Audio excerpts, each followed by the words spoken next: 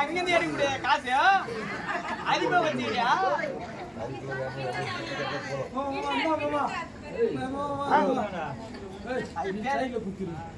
நாராயணா பேர் நாராயணா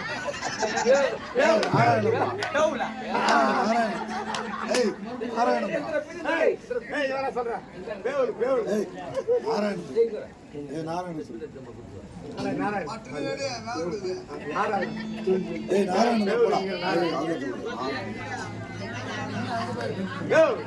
என்ன தேடி தடையினுக்கிறா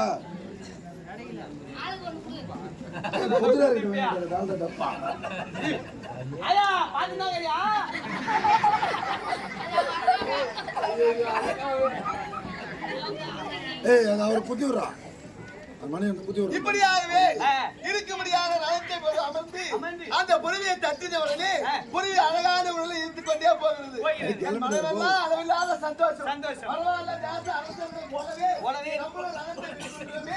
அப்படியே அந்த மனதில் அளவில்லாத சந்தோஷம். இந்த குதிரை இந்த வேகம் தான் போகுமா இல்ல என்ன அதிக வேகம் போகும் அப்படின்னு கருதி மீண்டும் ஒரு தட்டு தட்டினா அந்த புறவி தட்டின உடனே வாயு வேகம் மணி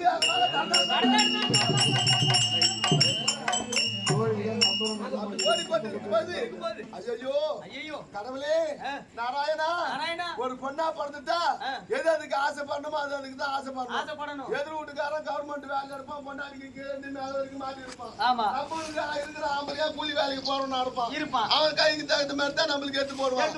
ஊரை கண்டு அலைஞ்சா குடும்பம் போகுமா? நம்மளுக்கு இருக்கிறத வச்சுதான் குடும்பம். இந்த மாதிரி நான் அதை விடணும்னு ஆசைப்படாது இருந்திருந்தா இந்த குதிரை இந்த அளவுக்கு ஈத்துன்னு போகுமா? நம்ம ஆசைப்பட்டதுனால தான் இந்த குதிரை இந்த மாதிரி ஈத்தும் போது இன்னைக்கு எங்கேயோ கொண்டு போய் நம்மள தள்ள போது நம்ம உயிர் பழைக்க போறது இல்ல, அப்பா அம்மா பக்கத்துல நம்ம முடிக்க போறது இல்ல அப்படின்னு பயம் வந்து போச்சு மனசுல. ஐயோ என்ன யாராவது காமத்து பண்ணுங்களேன். அபயம் அபயம் அபயம் அபயம் அபயம் அபயம் அபயம் அபயம் எந்த மரத்துல வைக்கிறேன் அபயம் என்று குரலோ சித்து கொண்டு போகின்ற போது என்னை எதிர்நோக்கி ஒரு ரதமாகப்பட்டது வந்தது. அந்த ரதத்திலே பார்த்தால் நான் யாரை பார்த்தேன்? அந்த காலை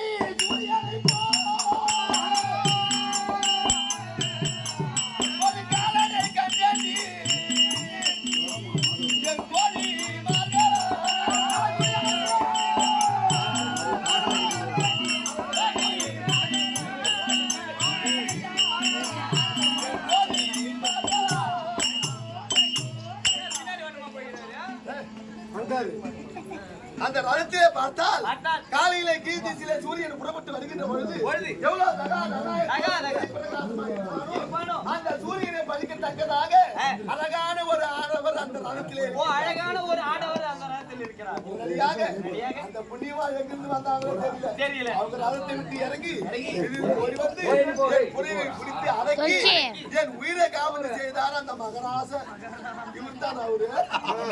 அவரேதான் அப்படியே பிடிச்சிக்க கட்டி முடியா கட்டி கப்பு ஒரு முத்தம் கொடுக்குது. நல்லா முத்தம் கொடுக்கணுமா? அப்படியே அது தங்கச்சி மாதிரி முத்தம் கொடுத்தா இவங்க அப்படி எங்க போத்தியா அடி மாறேத்தா தாயே நீ முடிக்கிற இப்படியாக அந்த மகராச ஓடி வந்து என் புரிவை அடக்கி ரதத்தை நிறுத்தி என் உயிரை காப்பத்து செய்தார்கள். அப்ப அவர் முகத்தை உற்று பார்க்கும் பொழுது அவ்வளவு ஒளி பிரகாசமா இருந்தது. என் மனசுல என்ன நினைக்கிறேன்? இந்த ஆண் பிள்ளை இவ்வளவு அழகா இருக்கிறாங்க. எதிர்காலத்துல நமக்கு கல்யாணம் ஒண்ணு நடந்தா இந்த ஆம்பளை தான் நம்ம கல்யாணம் பண்ணிக்கணும். அப்போ ஒரு 8 வயசுல ஆமா ஒரு சின்ன ஆசை நினைத்தேனே தவிர நான் அவங்க கிட்ட சொல்லல. அவங்களையும் நான் என்ன ஊரு கேட்கல, அவங்களையும் நான் என்ன ஊரு பேரு கேட்கல. உடனடியாக ரதத்தை திருப்பி உன் நாட்டுக்கு செல்லமா சொல்ல உடனடியாக ரதத்தை பார்க்கின்ற பொழுது முன்ன பின்ன சேர்த்து இருந்தா தான் சுடுகாட்டுக்கு வழி தேடுகின்றாங்களே. அந்த மாதிரி முன்ன பின்ன ரதம் ஓட்டி இருந்தா தான் அந்த ரதம் என்ன இருந்தா ஓடும், எது இல்லைன்னா ஓடாது அப்படின்னு நமக்கு தெரியும். ரதத்தை திருப்பி பாக்குறாரு. பார்த்த உடனே ரதத்துல சக்கரம் இருக்கு இல்லையா, சக்கரத்துக்கு நடுமையில என்ன இருக்கும்? அச்சி இருக்கு. அந்த அச்சியில ஒரு ஆணி போடுவாங்க. ஆமா அச்சி ஆணி. அந்த அச்சியில போடுற ஆணி எங்க கைண்டி விழுந்துட்டு இருக்கு. மறுபடியும் நம்ம வீட்டுக்கு போகணுமே. உடனடியாக அந்த புண்ணியவன் என்ன செய்தாங்க, அவங்க ரதத்துல இருந்து ஒரு ஆணியை கொண்டு வந்து என்னுடைய ரதத்திலே போட்டு நீ போய் வாமா அப்படி என்று என்னை அவிழ்த்தி போயிட்டாங்க.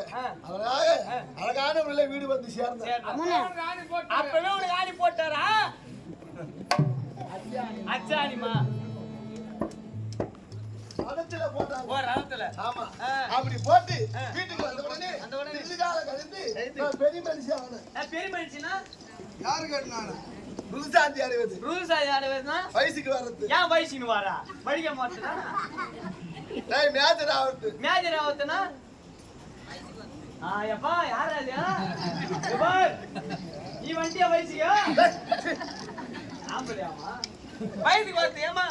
மேஜர் ஆவதுனா டேய் பச்சரிசியால புட்டி செய்து கொடுப்பாங்களா? ஏன் புடாம குடுக்கதானே? இந்த பச்சரிசி கட்டி உலக்கைய குறுக்க போடுவாங்க பாரு. ஏன் குறுக்க போடுறாங்க? நேரா போட்டு நிக்க வைங்க. ஏய் என்ன உட்கார வச்சாங்க. ஏன் நிக்க வைக்க தானே?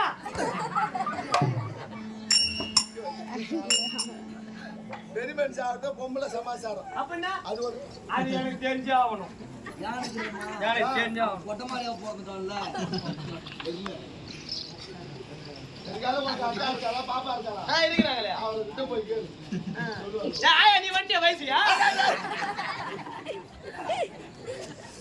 பாட்டுக்குது பாரு. இப்படியாக ஏங்க அப்படி வயதுக்கு வந்த உடனே எங்க அப்பா அம்மா என்ன செய்தாங்க? என்னம்மா? பாக்கா இருக்கிற வரைக்கும் மடியில வச்சிருக்கிறோம். மடியில வச்சிருக்கோம். பாப்பா இருந்தா ஒரு ஆளோட போட்டு காவல் வைக்கிற காவல் வைக்கிற மாதிரி. பெண்ணால வயதுக்கு வந்துட்டாங்க. இந்த பெண்ணுக்கு கல்யாணம் செய்யணும் அப்படின்னு சொன்னாங்க. என்ன கூட்டி அம்மா பொண்ணுருவி உனக்கு கல்யாணம் செய்ய போறோம் அப்படின்னு சொன்னாங்க. அவங்க கல்யாணம்னு சொன்ன உடனே கல்யாணம் சொன்ன உடனே எனக்கு அன்னைக்கு பார்த்தமே ஏய் உயிரை காவல் பண்ணாரு அந்த புண்ணியமா. யாரு? அதான் அவரு.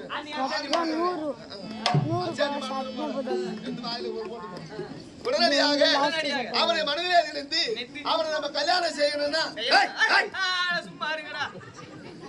எத்தனை நேரத்துல தான் ஈட்டி வெளியே விட்டாங்க. சும்மா இருக்க மாட்டேதுமா. இப்பாரு அல்ல பூரா ஒரே நேரத்துல அவைய மசி மாதிரி இருக்குது.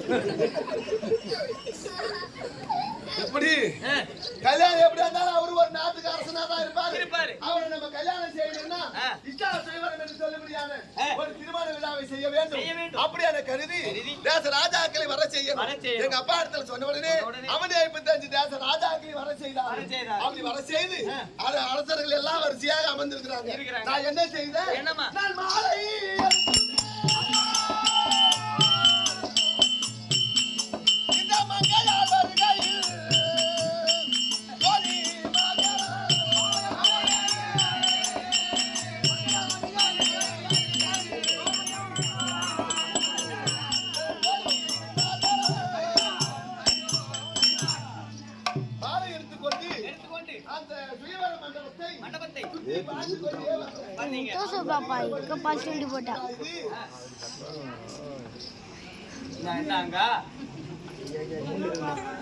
வாயும் சும்மா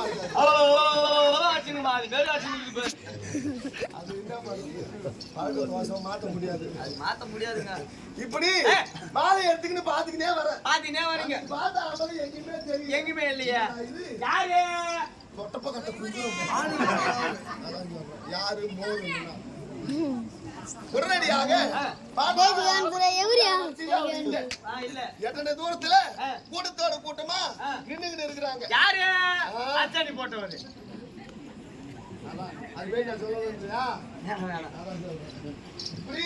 பார்த்த உடனே என்னடா சரி உங்க கொஞ்சம் கால தாமதமா வந்திருப்பாங்க, உங்களுக்கு இடம் கிடைக்கல அதனால நிக்கிறாங்க அப்படி சொல்லி விரும்பி போய் அவங்க கழுத்துல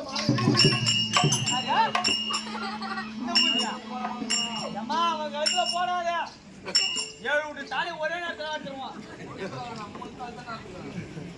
அப்படி அவன் கழுத்துல மாலையை போட்ட உடனே அமர்ந்திருக்க முடியாத ராஜாக்கள் எல்லாம் குவியில எழுந்தார்கள். என்னடா இது நம் கைக்கு நிறுத்த பொருளை விட நம் கண்ணு கேட்ட கணவன் கழுத்துல நம்ம மாலை போட்டோம், இதுல என்ன குற்றம் இருக்குது? இவங்க எல்லாம் கோபமா எழுந்து நிக்கிறாங்க. அவரு பாத்துக்கிட்டே இருக்கிறார். அதுங்காட்டியும் ஒரு ஆள் பணமாற மாறி எழுந்து